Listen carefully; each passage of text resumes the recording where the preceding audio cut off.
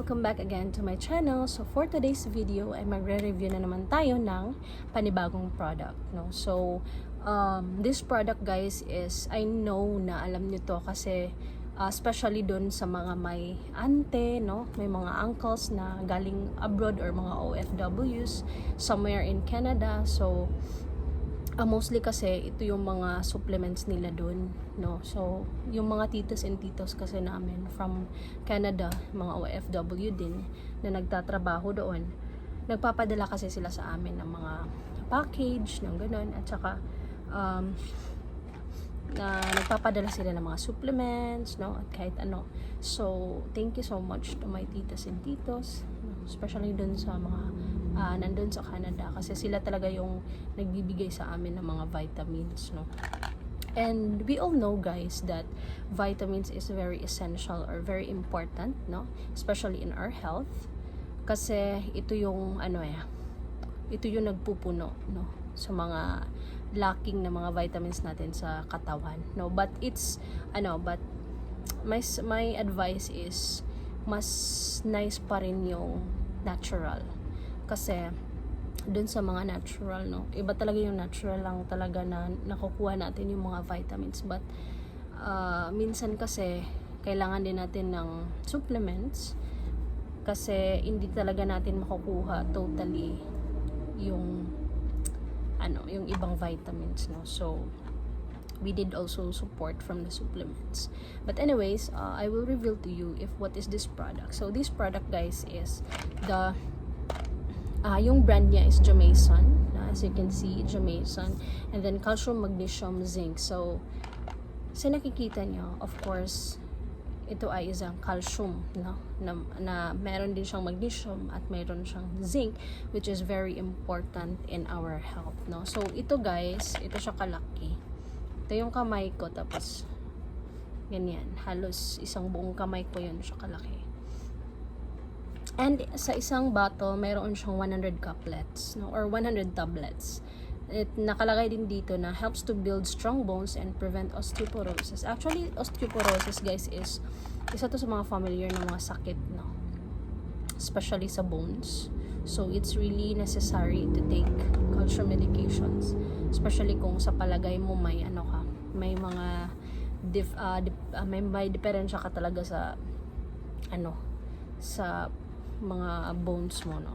So nakalagay din dito na calcium is kung i-combine din natin daw siya ng sufficient vitamin D, kung mayroon din tayong healthy diet or proper diet sa ating mga sarili, at exercise din, no, get that sunlight every morning, kasi isa din yung sunlight, nakapagbigay din yun ng vitamin D sa ating katawan, no. It's very important na makita tayo ng sunlight kasi minsan nandito lang tayo sa loob ng bahay, especially nung pandemic times, no, na halos lahat ng tao nandito lang sa loob ng bahay. So minsan hindi tayo maaarawan, dahil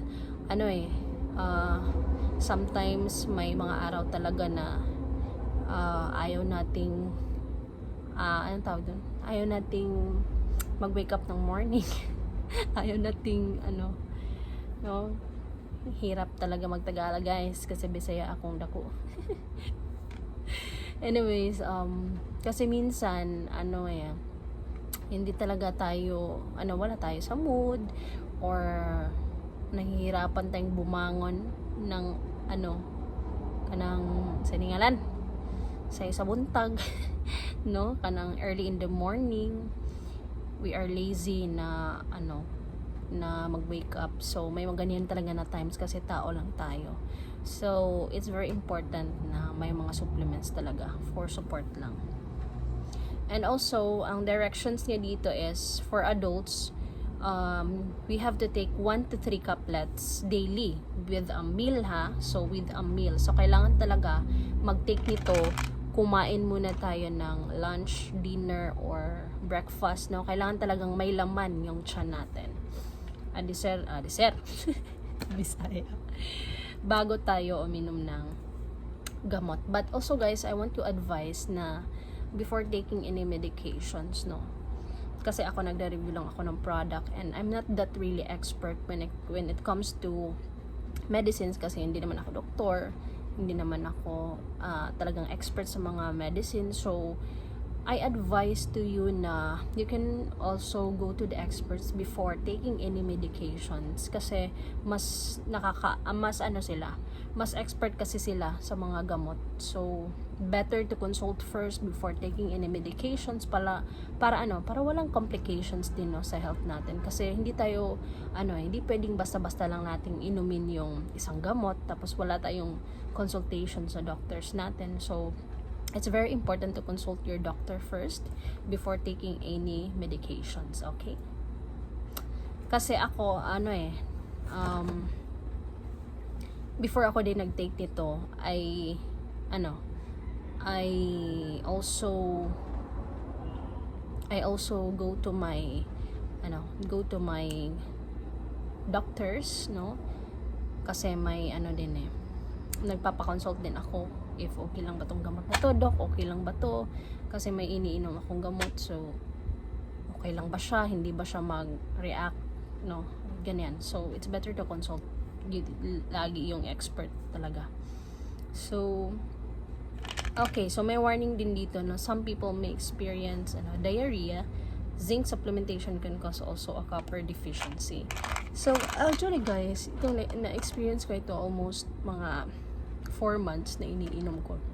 Kasi before, may sakit talaga kami sa buto. Kami ng mga kapatid ko, yung hindi ko ma-explain, no? Kasi minsan sumasakit siya, minsan hindi, no? May mga times na talaga na sumasakit yung mga buto namin. And I think that's lack of calcium.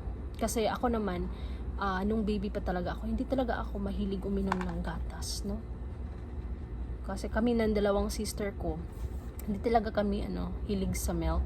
So yan siguro yung isa na hindi healthy yung namin, mga bones, no? Kaya sumasakit siya. And then need talaga siya ng supplements. And after that, nung napansin ko na parang halos may straight na 2 araw sumasakit yung buto ko, tinry ko to guys, as in trinay ko to for ilang months, and iniinom ko siya once a day, no, once a day. So after that, mga ilang buwan na iniinom ko siya, it's really amazing kasi wala akong isang naramdaman na sakit talaga sa product na to. And siguro din isa to sa mga pinaka-nice na brand, guys, no, yung mga brand na nasa ibang bansa. I don't say na hindi ako nag-compare na mas nice yung mga product nila doon kaysa sa dito sa Pilipinas, no. But real talk lang talaga, nice talaga yung product nila doon din. Nice talaga yung product. May mga nice naman dito sa Philippines, but mas prefer ko talaga yung mga products nila. Kasi yun yung napansin ko most of the products that they've made is very effective talaga. Even yung mga vitamin C nila, yung mga ibang products nila, no, it's very effective, guys, as in. And then wala lang, nakaka-amaze lang talaga kasi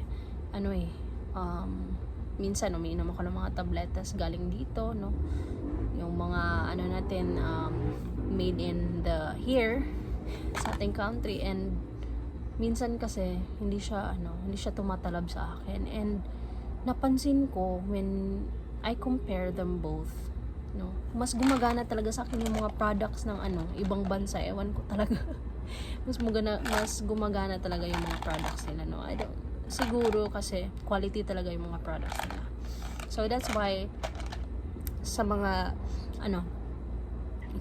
sa mga may dyan, may mga sakit sa buto, no, or need ng calcium, guys, I suggest this Jamaican, no. Kung meron kayong mga aunt, pwede kayong magpabili doon sa kanila, no, at ipapackage na lang yan. Pwede.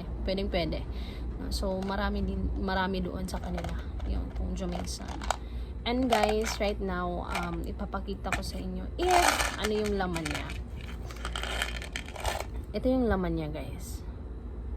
Halos kasi yung mga tablet nila, ganito yung itsura. No? Yung vitamin C Kirkland, yung mga ganun. So, iba't iba din yung Kirkland nila, guys. And magre-review din tayo ng Kirkland, no? Kasi iba-iba yung vitamin C nila. So, ito yung itsura. Ganyan na siya kaliit. And iniinom ko siya once a day lang. May nakalagay dito na 1 to 3 cuplets a day, but for me lang umiinom ako ng once a day kasi may iniinom ako na medicine din. So ayaw ko kasi na maraming iniinom ko ng gamot, no, kasi feel ko anong tawag doon sa Tagalog, feel ko hindi kaya ng katawan ko maraming gamot. So yun lang yung mga na-experience ko sa gamot na to, and it's really nice. It's an effective and quality talaga na product which I love, no. And if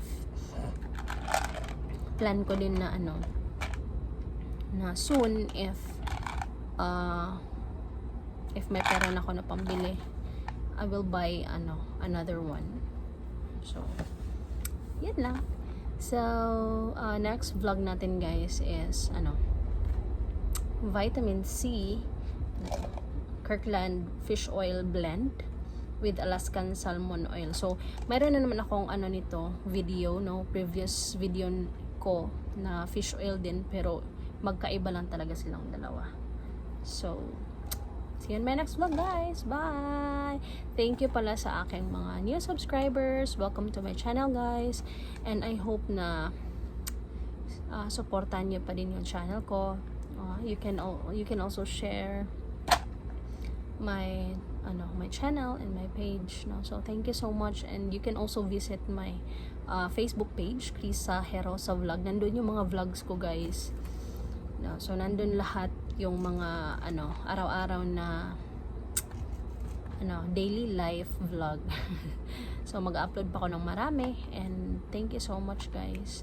God bless us all. And pag umabot tayo ng 1,000 subscribers, ay ako na naman ang mamimigay sa inyo, So malayo pa tayo, pero at least malayo na tayo. Bye, guys. See you in my next vlog.